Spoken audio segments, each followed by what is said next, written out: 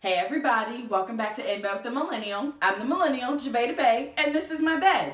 So today I want to talk about anal. And you're like, dear Lord Javeda, how much can you talk about butt stuff? A lot is the answer.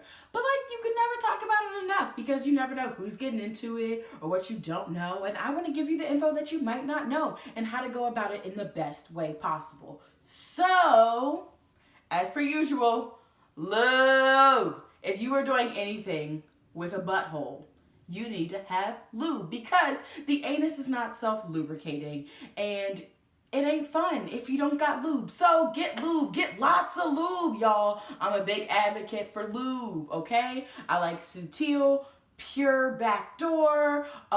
There's a whole lot. I will put them in the description of this video so you can know some good lubes to use for anal play. But lube, lube, lube, lube. Once again, lube. All right, now that we've got that under control, training up for anal play, whether you're training up to use an insertable toy by yourself or training up to have penetrative anal sex with a partner, training is important. You can't just walk into it and be like, you know what, my butthole's totally ready for something girthy and long to be stuck in it after not putting anything in it. No, it's not. You have to train or else it will not be a pleasurable experience and then you're going to swear it off and then you're going to miss this exciting opportunity to engage in something fun and pleasurable because you didn't do it right the first time. So let's do it right.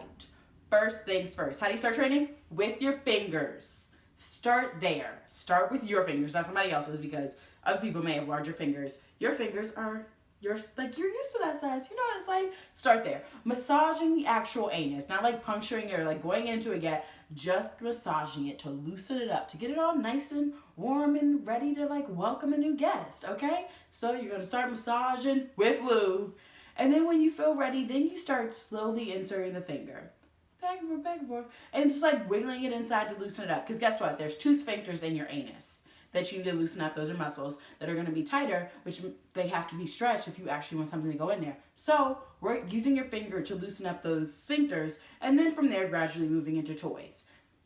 After fingers, I personally recommend anal beads because they're still smaller, but they can go deeper, and I like anal beads. Anal beads are great.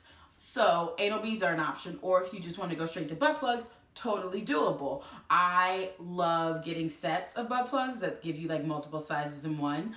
So that way you're not repeatedly going back to the store to go and get more butt plugs. But if you really love the person that works at the sex shop you go to and you just want to keep seeing them, feel free, especially if it's me. Come see me if you want to keep getting more butt plugs. But sets are always great because you have it and you can easily keep moving up as quickly as you're moving through those plugs. So maybe look into a set. I will put a link to some in the description so you can check those out as well. But once you've moved up through the different toys, then I recommend moving into actual longer insertable toys, whether that be an actual dildo or a glass toy, but actually getting used to something that's a bit girthier, especially if your goal is going to be penetrative sex with a partner.